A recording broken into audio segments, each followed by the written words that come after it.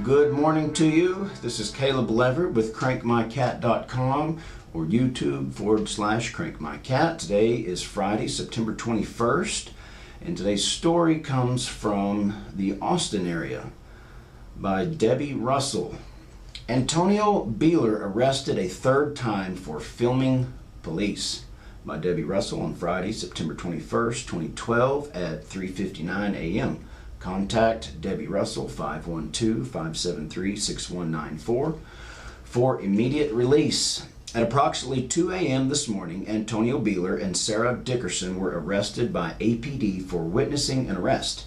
This after a night on 6th Street where APD had followed and filmed Peaceful Streets Project members, PSPers, filming police. PSPers noted APD now has some rather expensive cameras and are spending a lot of resources witnessing PSPers witnessing them.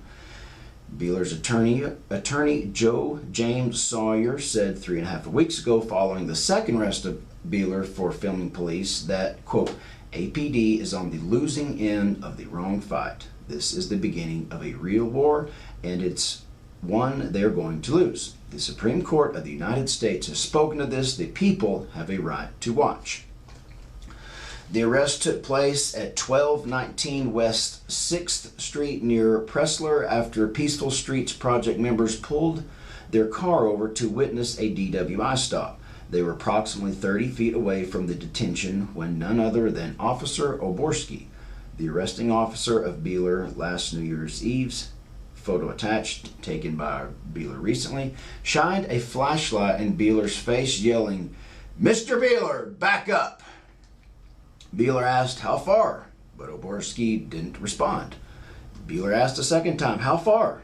while already backing up. Yet Oborski wouldn't respond.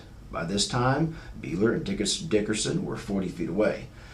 Then Officer Johnson stepped in and repeated the backup command, to which Buehler said again, "How far?"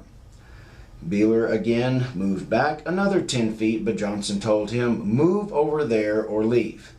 He motioned to the other side of the police vehicle, putting him closer to the detention, an illogical command. Buehler continued to protest this illogical issue while backing up further, saying that he wasn't interfering and was complying with the orders to move away from the scene. Johnson said again, "Move over there, closer to the detention, or leave." At which point, both PSPers were nearly 60 feet away, and Buehler responded, "Fine, I'm leaving." As he proceeded to walk away, it was at this point that Johnson and Officer Holmes announced they would be arrested. Holmes then walked Buehler within a few feet of the detention to proceed to the APD vehicle, belying the notion that getting too close to the scene puts anyone in jeopardy. Both cameras were confiscated on scene and not checked in with them as personal property at the jail, meaning they won't be returned to arrestees, and it wouldn't be surprising based on past history if this video were to be erased and or destroyed. Activists were alerted immediately to the arrests as Buehler placed a call to the Lone Star Liberty Bell network.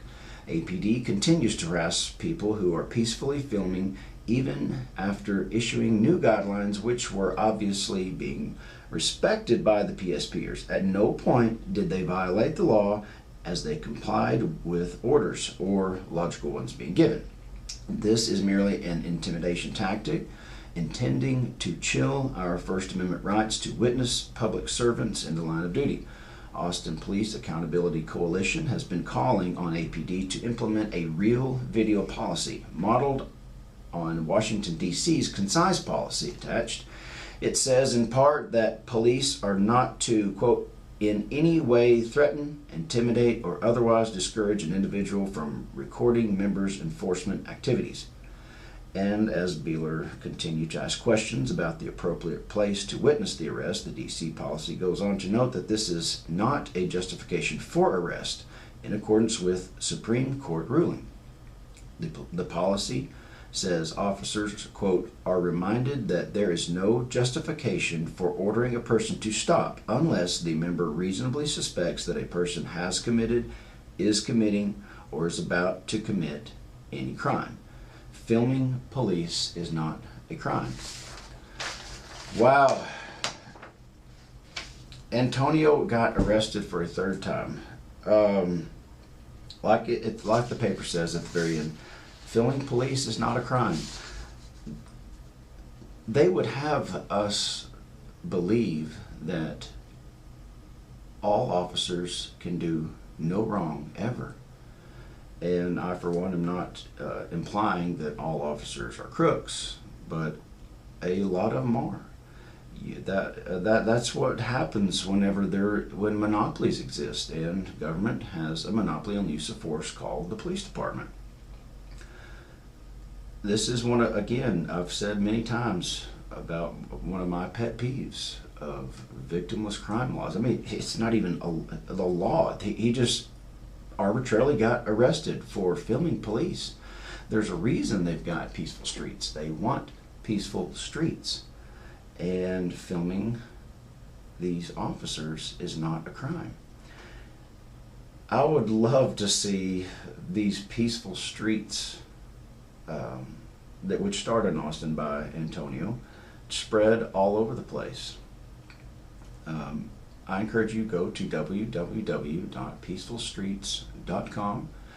They've got a plethora of information on how you can protect yourself and arm yourself, and to know your rights and not be intimidated by bully thug cops who would want you to, who would try to intimidate and scare you. Antonio, brother, my hat is off to you. I'm proud to call you friend. You've got balls of steel, my friend. Keep up the good fight. Peace. I'm out.